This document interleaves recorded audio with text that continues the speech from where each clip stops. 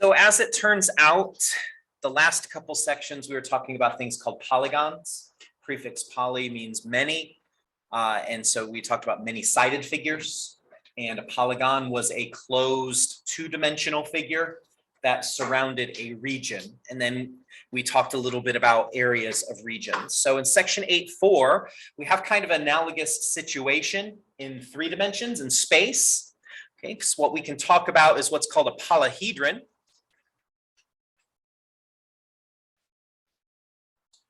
A polyhedron is a 3-dimensional closed figure formed by the union of polygons. And you can go into all sorts of details about polyhedrons and different types. We're just going to talk about a couple of very basic types of polyhedrons that are relatively easy to work with. So I said relatively, relative to other things. Yeah. Oh, okay. I thought you had a question. So we're going to talk about just a couple of different types of polyhedrons that are relatively easy to work with. And if you were somebody who likes role-playing games like Dungeons and Dragons, all the dice in that are various forms of polyhedrons of different complexities. What we are going to talk about first is what's called a prism.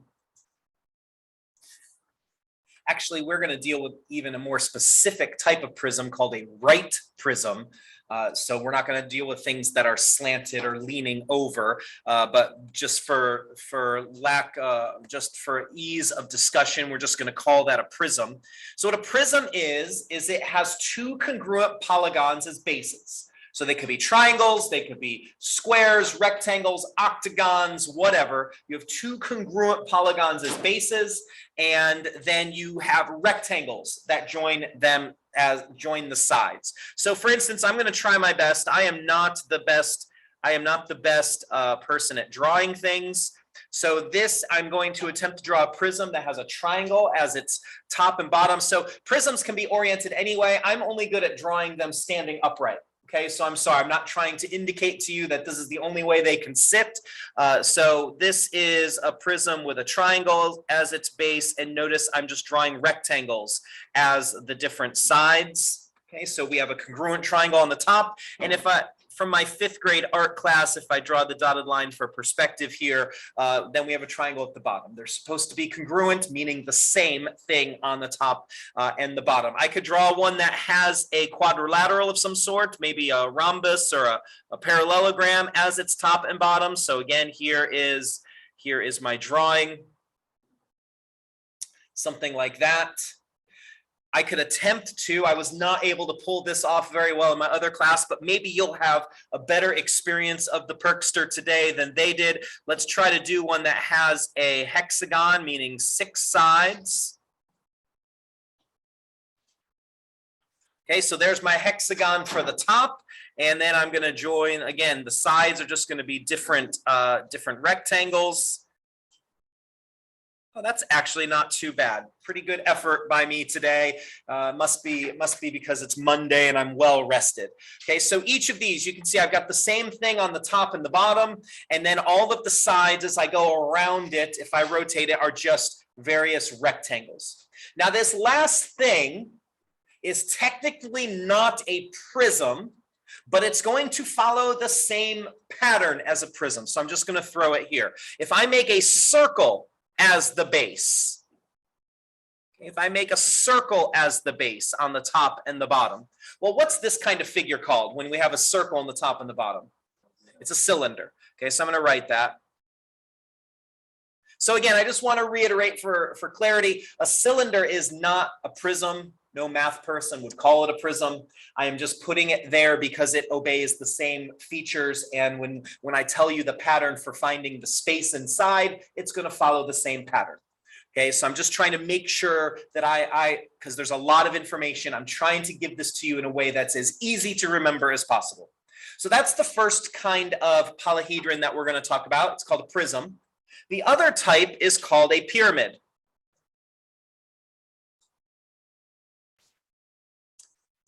And a pyramid, well, I guess I should plural these so that I have subject-verb agreement. Pyramids have a single polygon base and sides that are triangles that meet at a common vertex. Okay, so for instance, now again, you're getting, you have a terrible instructor as far as drawing things, and I might be terrible in other ways. I don't want you to tell me. My self-esteem's feeling pretty good today. I can only draw pyramids upside down. Okay, for whatever reason, I am impaired in that way. I can only draw pyramids upside down. I don't know why, but you're gonna have to deal with that. So this is a pyramid. I've got a parallelogram. Anybody in here that has any sort of art ability, I know you're just frustrated with me to all whatnot because I can't draw very simple things. So this is a pyramid. I've got a quadrilateral parallelogram as the base, and then you can see I've got these triangles. They meet at a common vertex. Okay, so all the triangles fold together because our polyhedron are closed figures. I could draw one that has a triangle as its base. So again, triangle is its base, and then each of the sides meets up at a vertex.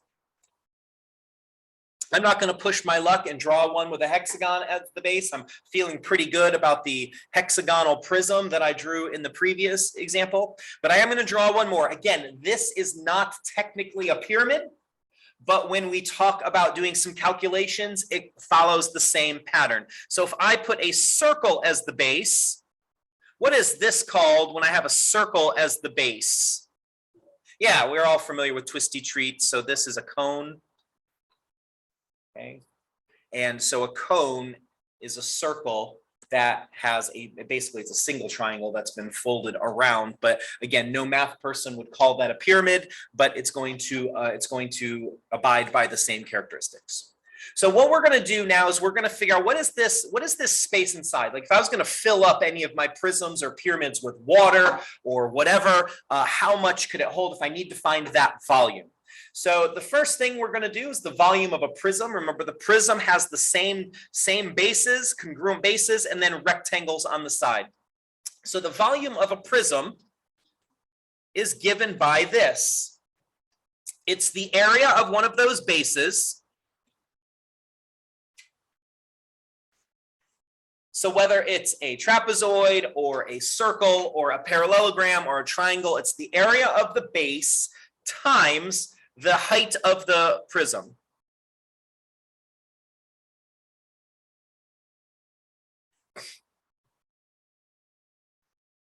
The way our book denotes this is, now we've used base times height, if you remember, for the area of a parallelogram. So to try to avoid confusion, since this is area of the base times the height, we're going to use capital letters. So area of the base, our book, or if you're doing your My Math Lab, you might see, that's why I'm mentioning it, the area of the base will be a capital B, and then the height of the prism will be a capital H to distinguish it from the lowercase h, the height of a parallelogram or a triangle. Okay, so case matters in math, and you can see that there. So I'm going to do the first example that's right below it. It's a prism that has a triangle as its base, and notice the orientation of this prism. It's not standing on its end like I was drawing it. The bases are on the front and the back. That's okay. So here we go. The volume of this prism is the area of the base times the height. Now, as far as the area of the base is, if you did your homework from the previous section, you're all up to date. Okay, the area of the bases, I'm trying to include as little new information as possible. So how do you find the area of a triangle? What is that?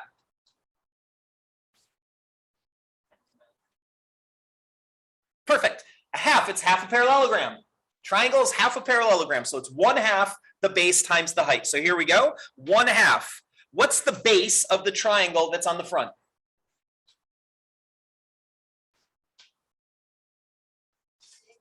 6. Oh, let me put meters. What's the height of the triangle that's on the front? 6. Seems to be an isosceles triangle. It's got the same base and the height.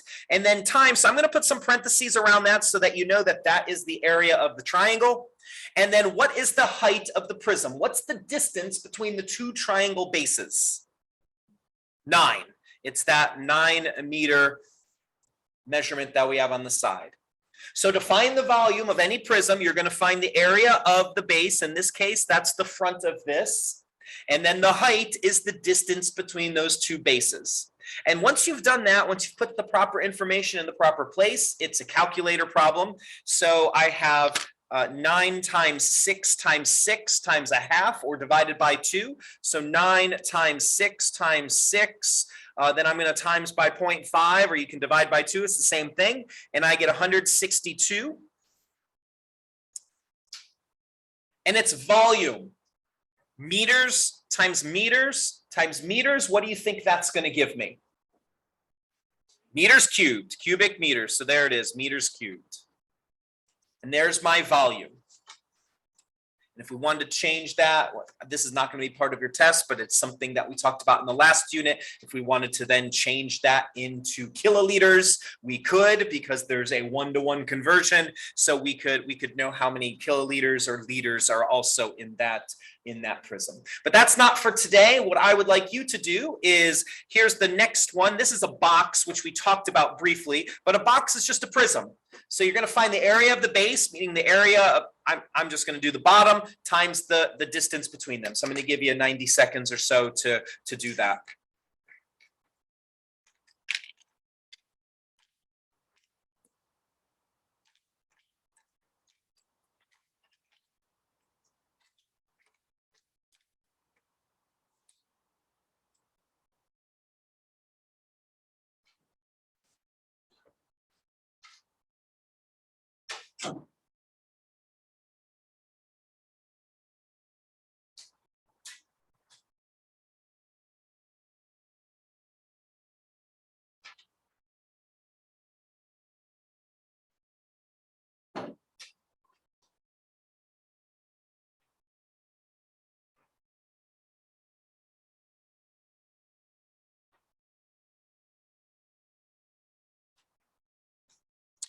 So the volume of this figure, it's a prism. As an aside, if you remember the formula for this, because we talked about it in the last unit, the volume of the box is just length times width times height. That's great, use that. But I'm just going to show you how it obeys this, this area of the base times the height. So I'm just going to use the base. I'm going to, since I have options here, I'm going to use the base as the bottom rectangle. So the area of the base right here is going to be length times width. So that is 2 feet times 8 feet. I'm going to put a bigger set of parentheses around that, just so that you remember when you're looking at your notes later that that's the area of the base at the bottom. And then the height, meaning the distance between the two bases. So the distance between the bottom base and the top base is going to be 4 feet. So on your paper, hopefully what you're looking at is, in some order, you have multiplied those 3 dimensions because it's a box. And so when you do that, then 2 times 8 is 16, 16 times 4 is 64. And what are my units on this particular figure? Feet cubed, great. All right, I don't want to rush through this. So if there's a question, ask it. Yes, there's a question. What's up?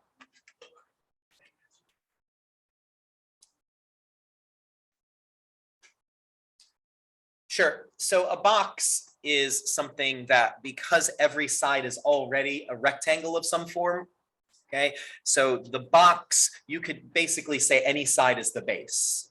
So if I had wanted to, I could have said, let's look at this from left to right.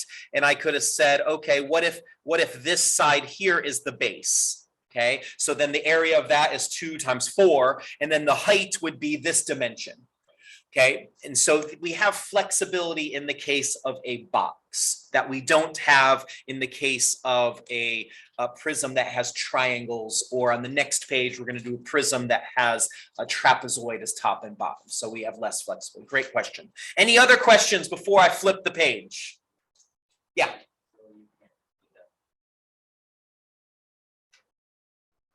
No, because I want to keep it, I want to make sure I'm remembering it's the area of the base times the height. And so this 9 right here is not related to the triangle at all.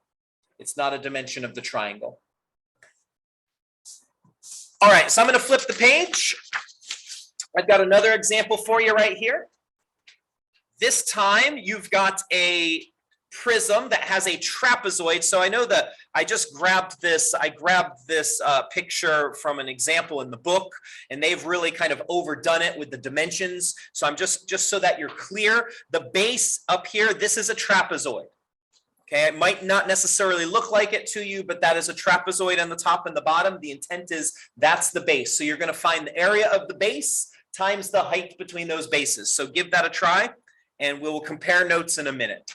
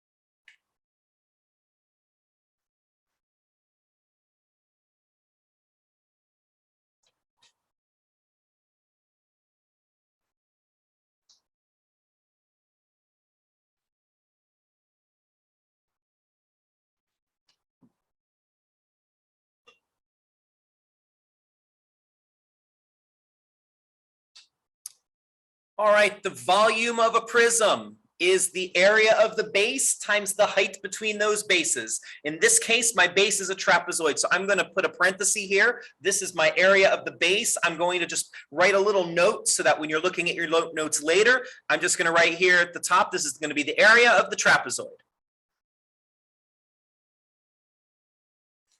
How do you find the area of a trapezoid? Remind me, we talked about that last time.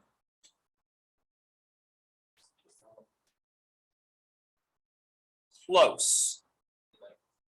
It's the average of the bases, okay? Because the bases of my trapezoid, notice I've got one of the bases of the trapezoid is length 12, the other one's length 8, so they are different.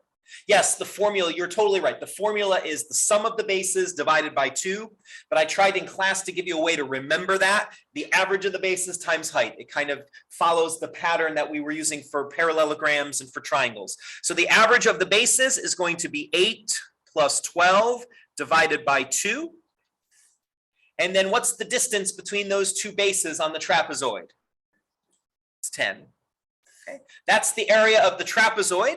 And now what is the height of my prism? What's the distance between my top and my bottom? 24. Does everyone see where I'm putting those different bits of information and why?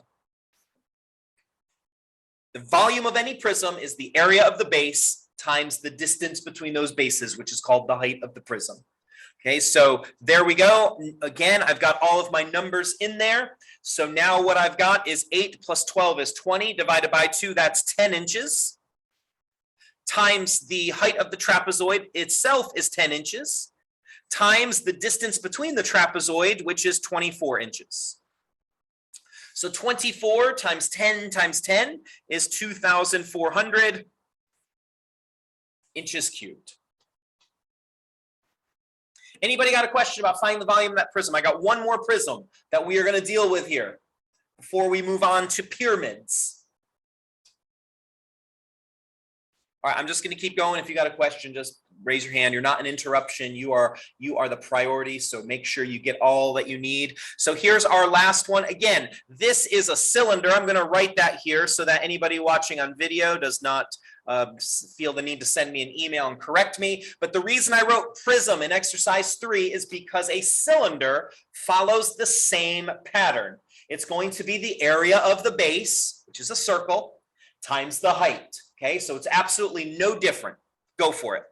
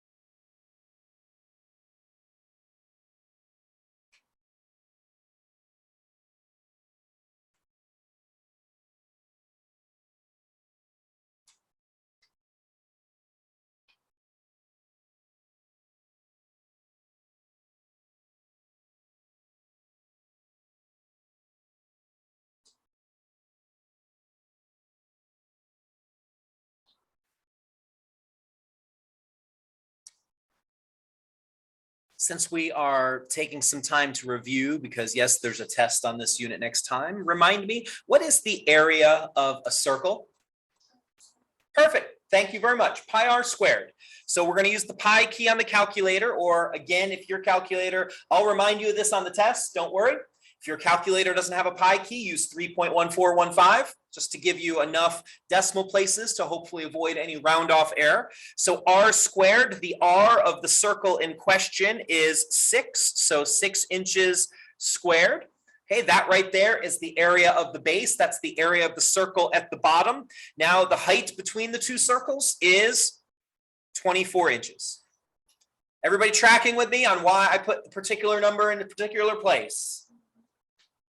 Again, I'm counting on you. If you have a question, be bold. I know it's brave sometimes because you think everybody's going to be judging you. No one's going to judge you. They're going to applaud you because they have the same question. Okay, so here we go. I'm going to take 6 squared is 36 times the 24, and then times my pi key, and that's going to give me 2,714.336053. We're just going to round to the thousandth place. So the second 3, right behind it is a 6. So that means to do what with the second 3? Bring it up to a 4. Yes. So it's going to be 2,714.34 inches cubed. On the test, my instructions, I know my math lab sometimes doesn't give the clearest instructions. I will be clear. If you round anything, round to the 100th place, like I've been doing in class. Use the pi key or use 3.1415, and everything's going to turn out to be perfect for you. All right, so that is prisms. Area of the base times the distance between the bases, called the height. Any questions before I move on? All right, a prism. Sorry, we already did that. A pyramid.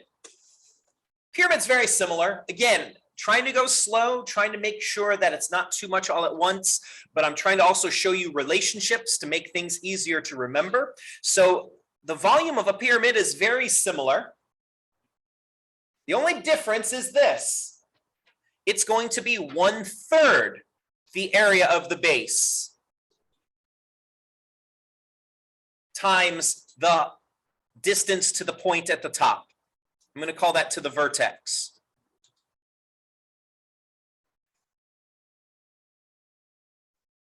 So again, using our book's letters, the base, the area of the base is capital B.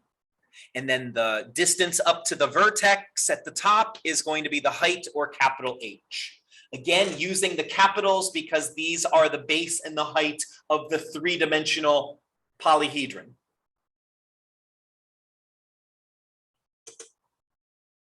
So I'm giving you a moment to write that down. I'm going to work the next example with you. You're welcome to get a head start on it. I'm fine with that. I think probably for all of you or most of you, this is not too big of a deal. It's just some plug and chug. So what I've got here is a pyramid with a square as the base. Okay, we can see we've got the same sides down there. So the area of a square is just length times width, base times height, whatever letters you're using to remember that. So here we go. The volume is 1/3 the area of the square. So the square is 12 centimeters times 12 centimeters.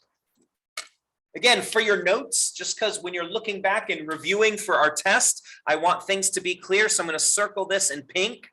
This 12 centimeters times 12 centimeters, that is the area of the square.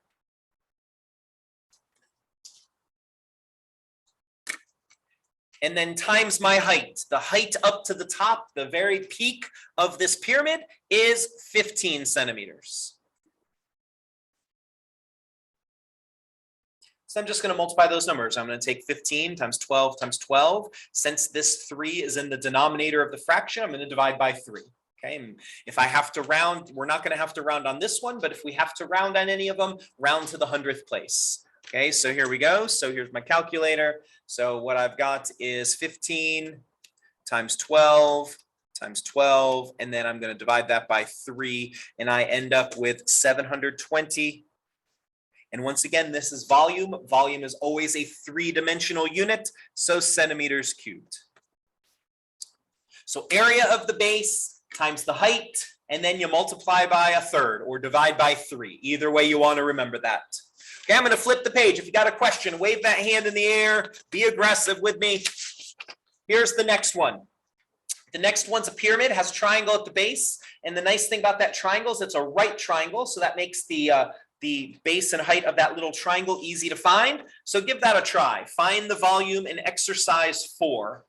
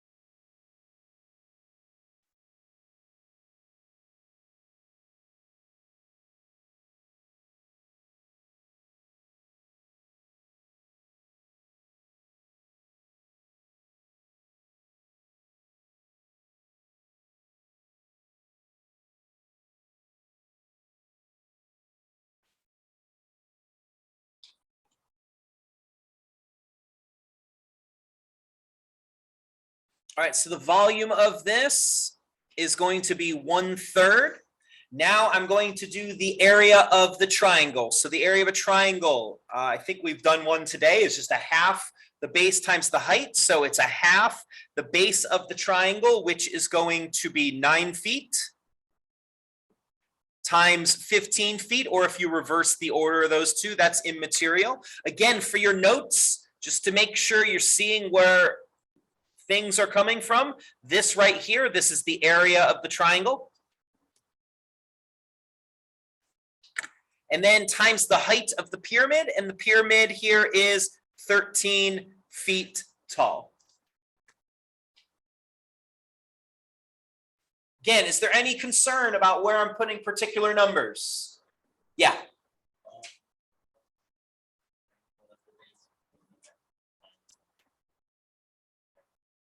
Somehow I will always give you the appropriate information. So to find the area of a triangle, you'll need the height. So so if it wasn't a right triangle, I have given you the height so you can find the area of it. Okay, yeah. All right, again, now that you've done this, this is just a plug and chug problem. We've done the plugging in. Now we're just going to use the calculator to figure out what that is. So I'm going to start with the 13. I've got 13, and then times 15, and then times 9. And then I'm going to divide that by 2 because of the half. Then I'm going to divide it by 3 because of the 1/3. And I end up with 292.5. And since my units were all feet, my units here are cubic feet.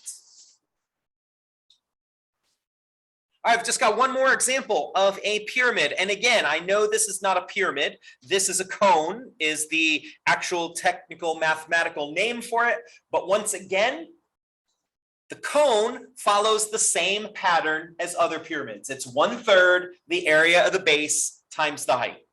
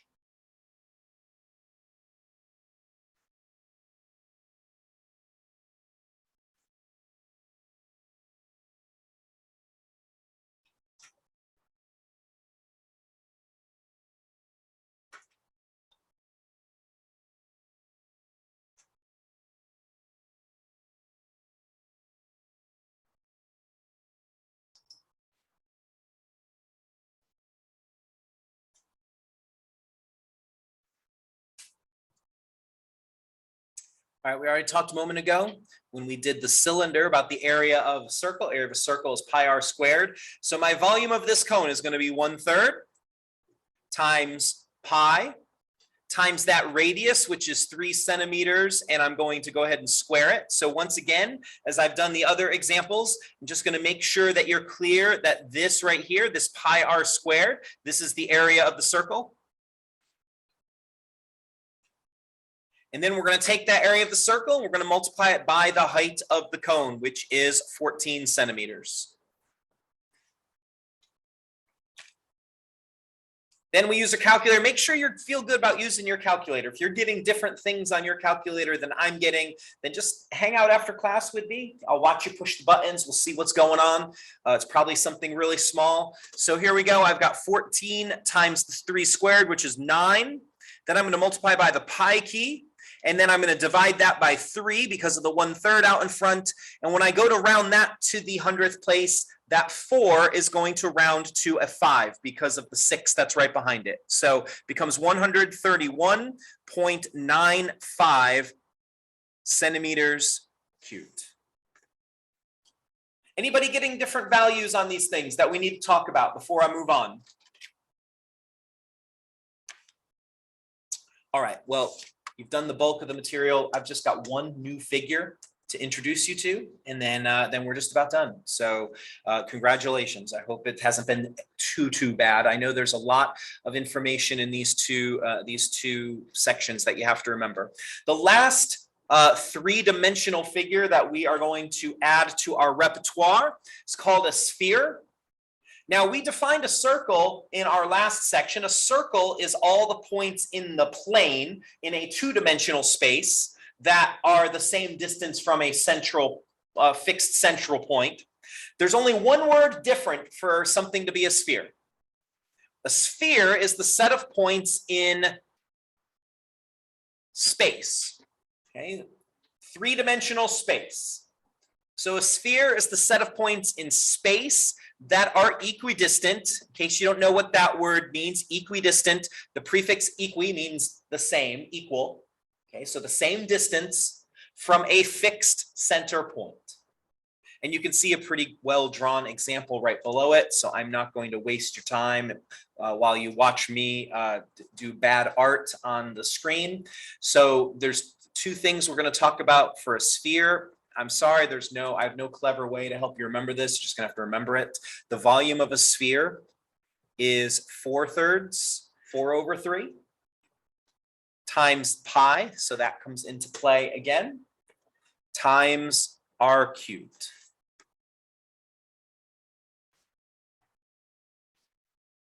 So for the volume of a sphere, it's simply, you've got to remember that and then know to plug the radius into it. So because of that, I'm just going to have you do that exercise right below, exercise 6. I've given you a sphere. So go ahead and find the volume of that for me, please.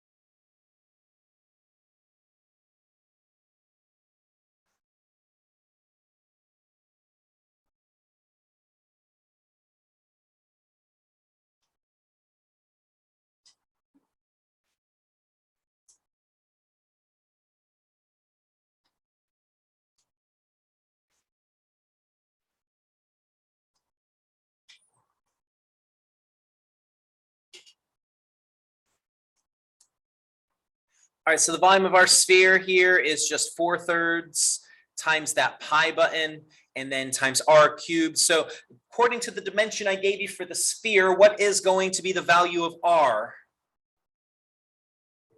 Yep, the radius is just from the center halfway. So if you used that diameter measure, just remember that the diameter is all the way across a sphere or a circle. Okay, it's called the same thing in both. The radius only goes from the center. It's half the diameter. Okay, so we're only use 4.5 centimeters. So once you've done that, once you've remembered the formula, once you've put the appropriate information in, the rest of this just becomes calculator work. So I'm going to take my 4.5, I'm going to cube it. If you don't know how to cube something or any higher powers on your calculator, again, see me after class.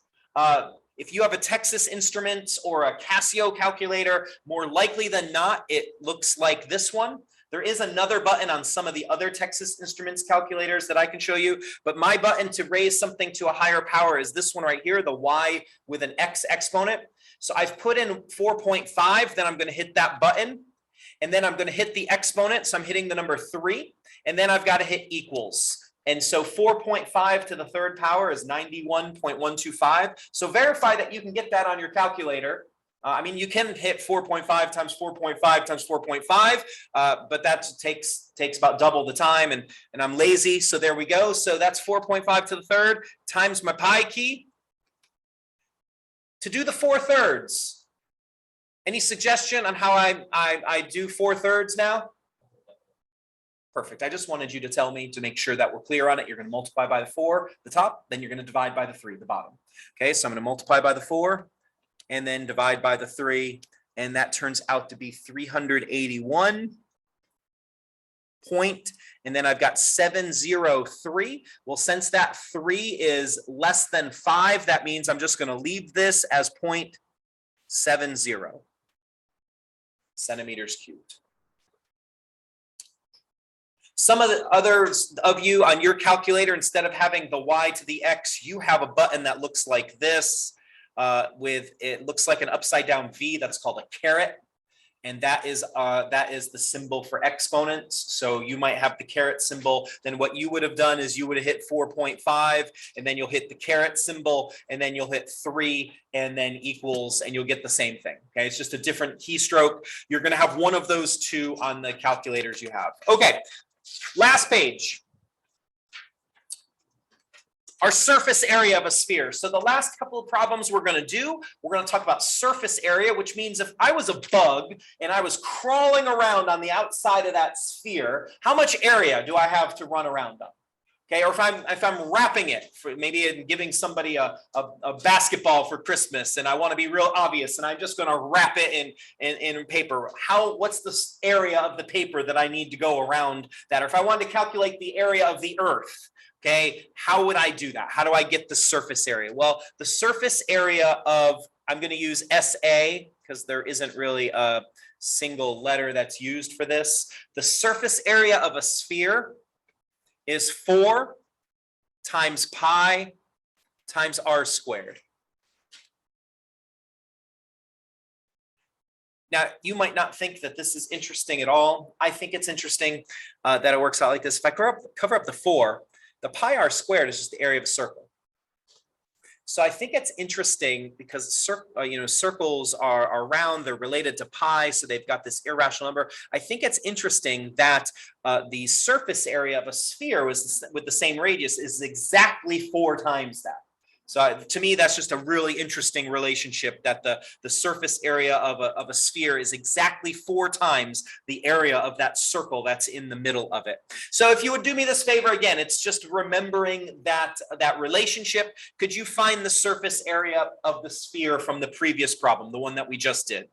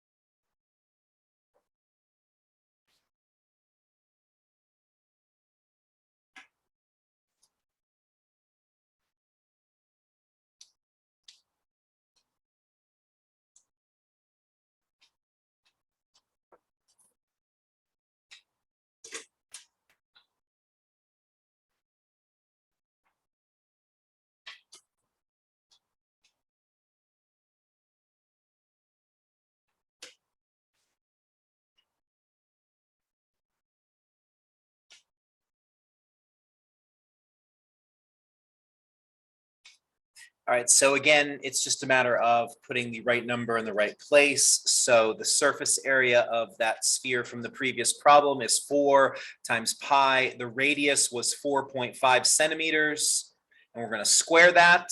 Surface area is a two-dimensional concept because we're not talking about the space within. We're talking about just the outside part. So my units are going to be square units again. So when I pop that into my calculator right here, it's going to look like this. I've got the 4.5. I'm going to square it, then times the pi key, and then times 4. And that turns out to be 254.47 centimeters squared. Right, there's just one other thing we're going to find surface area of. We're not going to do pyramids because it gets a little bit complicated with all those triangles. The last thing we're going to do is the surface area of our prism. And the reason we're going to do that is because we know how to find the area of the ends, and then the rest of it is just rectangles. So for instance, to find the surface area of the prism, to find the surface area of any prism, here's what you're going to do.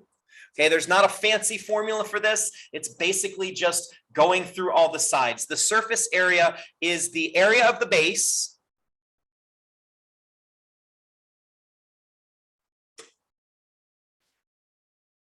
and since I have two bases, I'm going to multiply that by 2. So there's two bases. In the picture that I've got right there, it's the front and the back, or it could be the top and the bottom, however it's oriented.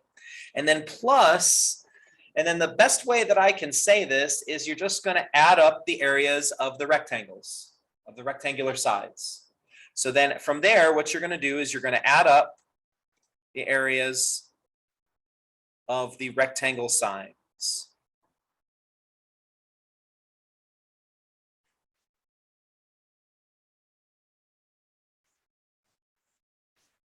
So I'm going to give you a couple minutes to do exercise 8. And I will let you, I'm going to give you one little hint. And I put this problem on here intentionally because we're simultaneously reviewing the major concepts for the test. To find the area of this front flat surface, right, this rectangle that I'm tracing right now, to find the area, you're going to need the base times the height or length times width of that rectangle. Well, notice that this dimension is the hypotenuse of that right triangle. So you're going to have to recall the Pythagorean theorem. So if you don't remember the Pythagorean theorem, that's all right. You can find the area of all the other sides except that one, and we'll catch up in just a minute. So I'm going to give you 2 or 2.5 minutes to make as much progress on this, finding the area of all the different sides of that prism right there.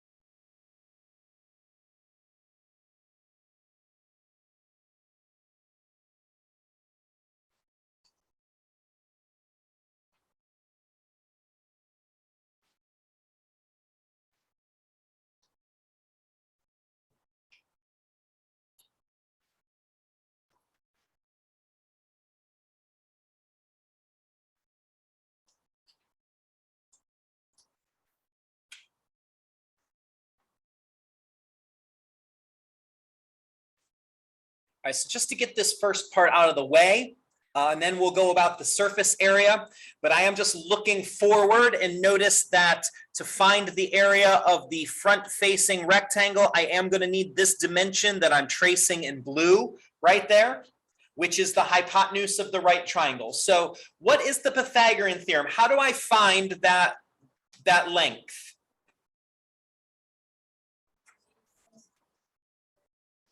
So a squared plus b squared equals c squared, and the a and the b in that are the what? What sides of the triangle? The legs. Yes, the things that are right around the right angle.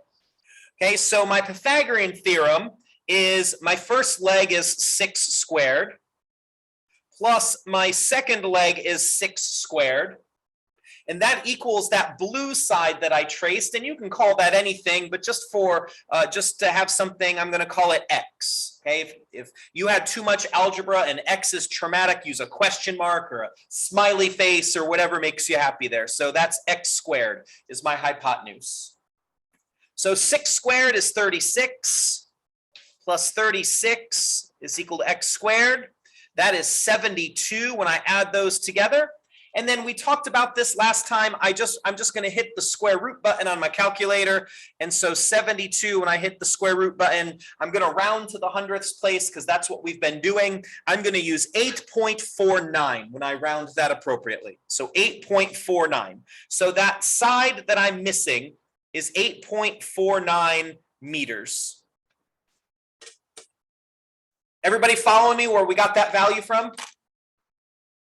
If you're not, please ask me because I'm going to put 2 Pythagorean theorem problems on the test to take on Wednesday. Okay, and I want it to be no problem for you at all. All right, so now I'm ready to find the surface area of this prism. The surface area, I'm just going to rewrite the formula right here. The surface area is 2 times the area of the base plus the area of all the rectangles.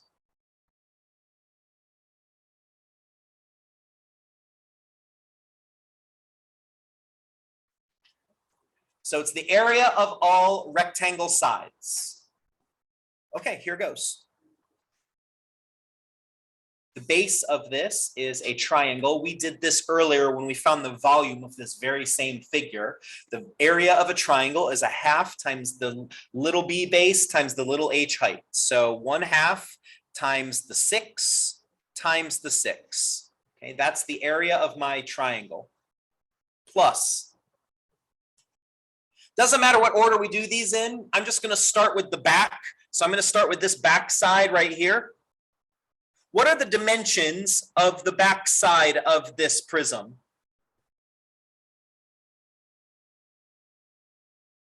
Yeah, so this side down here, or it could be the top. Let's just use the top since it's easier to see. This side right here is going to be 9 because we see that dimension right here. So 9 times 6. So 9 times 6. And what I'm going to do, again, just for your notes, is I'm going to say that that is the back of the prism.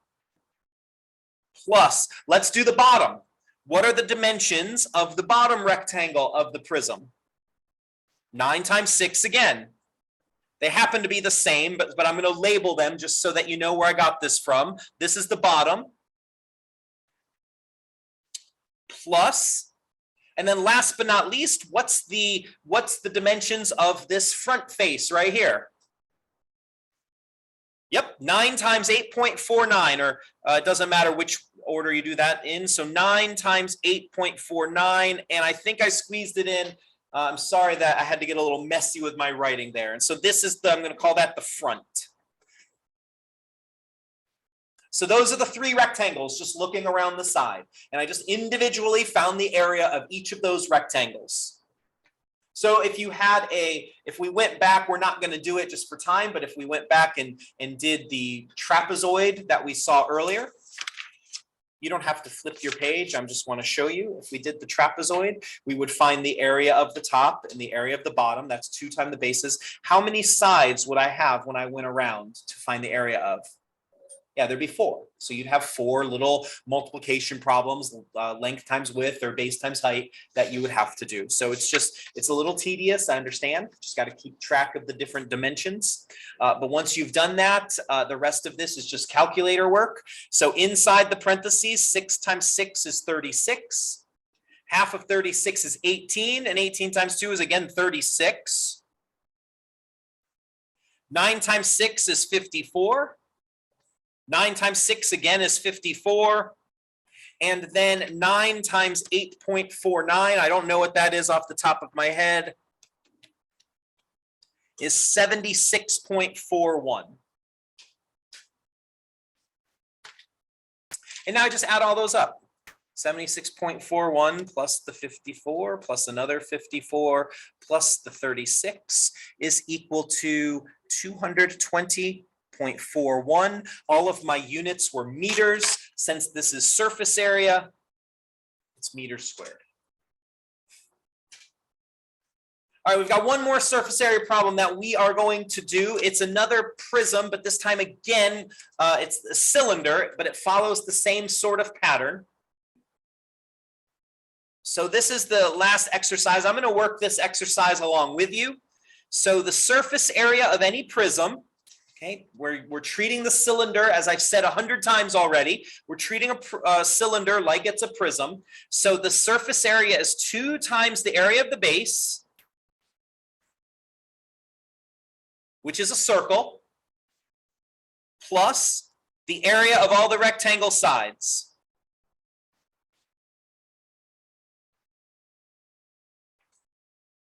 That's going to be, it's not, I don't think it's difficult. It's just a matter, we've got to investigate that.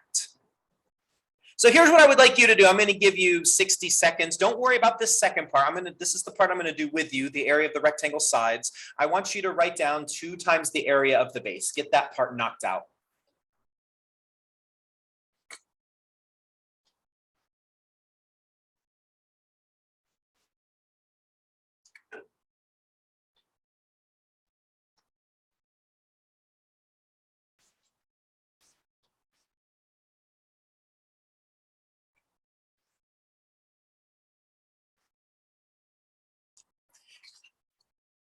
So we've seen a couple times today that the area of a circle is just pi times r squared. So that's going to be pi times 2 inches squared. Okay, so there's my 2 times my area of my base, my area of my circle, plus the sum of the area of all the rectangular sides. Now here's where a cylinder is kind of interesting. So here's what we're going to do. On the last page of the packet that I gave you, or if you printed this out, you're watching the video, the last page of the packet is just a demonstration page. So rip it off the packet.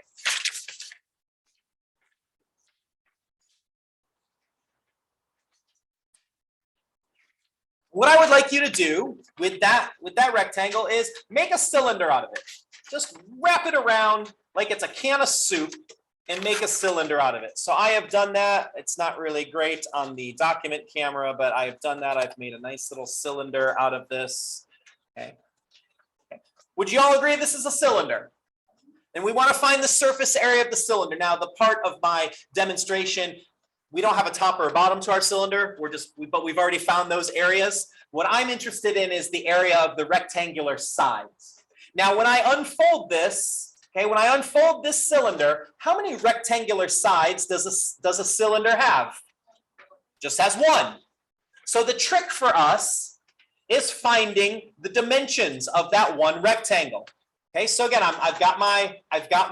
what I've done is I've labeled this piece of paper the base of the rectangle times the height of the rectangle, and I want to see if I can match up the dimension on the cylinder that I have in my picture with the base of the rectangle and the height of the rectangle. So I'm folding up my cylinder again. So here's my height of my height of my rectangle. Well, the height of the rectangle matches exactly the height of what? The cylinder, right? Would you agree that this top to bottom is the height of the cylinder, right? That's also the height of the rectangle. They're the same. You see that? We in agreement? Okay, so I'm just going to mark that right over here. that it's just going to be times my height. I'm just going to use a letter for the time being. We'll come back and put the numbers in just a minute. So it's going to be times the height. Okay, so my height of my rectangle and the height of the cylinder are the same. Now here's the part that I need your observation. I'm going to make my cylinder one more time. And notice my base, the base of the rectangle is down here, right? Everybody see where I'm pointing? The base of the rectangle is down here. Now, when I unfurl my rectangle, this distance that's down here is what? This distance that's down here is what?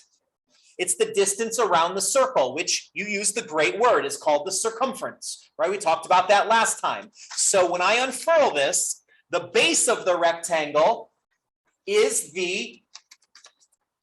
that's a terrible cylinder, I need to do better for you, is the circumference of the circle. Are you seeing that? I know this is difficult. That's why I've used extra Polk State paper so that we could see this all together. So what we're going to do here is I'm just going to use the letter C, okay, the circumference. So the area of this one rectangle side is the circumference of the circle times the height of the rectangle. Okay, that makes this rectangle right here. Okay. Once you've got that down pat, that's probably, in my opinion, the hardest thing we did today is seeing that. Okay, so, fold and unfold your cylinder as many times as you need to get a hang of that. So the surface area of my cylinder is 2 times the pi times 2 inches squared. That's the area of the circle. Again, one more point of review. What's the circumference of a circle? Boom, 2 pi r. Yes, I just heard the loudest one. I think somebody over here said the same thing. So I'm trying to give out, sorry, I didn't give you your due acknowledgement, just responding to the loud voice. Okay, so here we go. So we've got 2 times pi times the radius, which is 2, and then times the height of the whole cylinder, which is 12. And that's going to be the surface area of the cylinder. The rest of this is just calculator work that I'm going to round to the second decimal place. So the area of the two bases is going to be 2 times the pi key times the 2 squared, which is 4. So that is 25.13. And then the area of the one rectangular side is 2 times the pi key times 2 times 12. And that's 150.796. So that rounds to 0.80.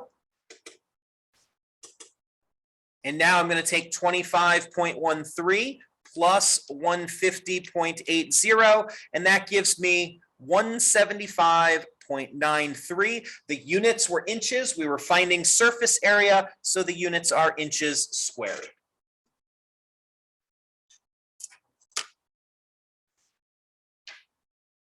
All right, the last thing for the day, and then if we have time, we'll do a review problem or two if you have them. This is the analogous problem to how we finished the last unit. If you remember, the last thing we did on Wednesday last week was we had an area problem and we punched a hole. And I think we had a parallelogram and we punched a hole in it.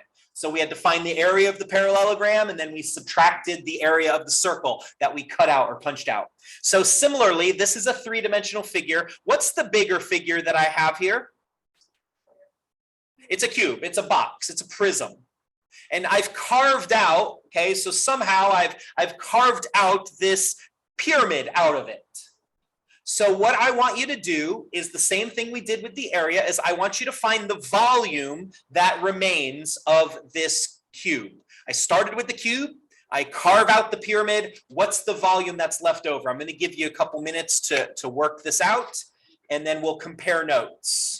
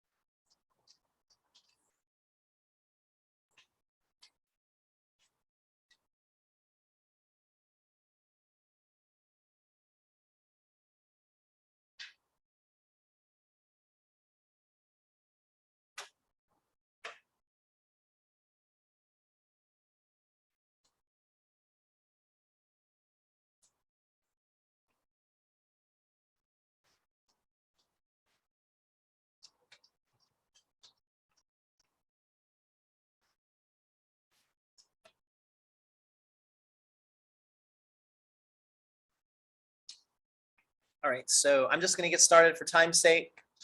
If you're still working, keep working. We'll compare notes. The volume of the box. Well, the box is a prism. So the volume of any prism is the area of the base times the height of the basis. So I'm going to use the square at the bottom as my base.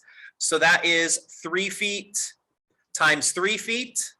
And then the height between the two bases is 4 feet. And when I multiply all that together, 3 times 3 is 9. 9 times 4 is 36 feet cubed. The volume of the pyramid. Well, volume of a pyramid is very similar to the volume of a prism. It's just 1/3 of that. So it's 1/3 the area of the base, which is 3 feet times 3 feet, times the height up to the pointy part, which is 4 feet. And so when I do that, 9 times 4 is 36, and then 1/3 of that is 12 feet cubed. And so then the volume of the purple or the blue, whatever color you see when you look at that, I see purple. The volume of the purple part is just the difference between those. So the 36 feet cubed of the big box minus the 12 feet cubed that I carved out is going to leave me 24 cubic feet.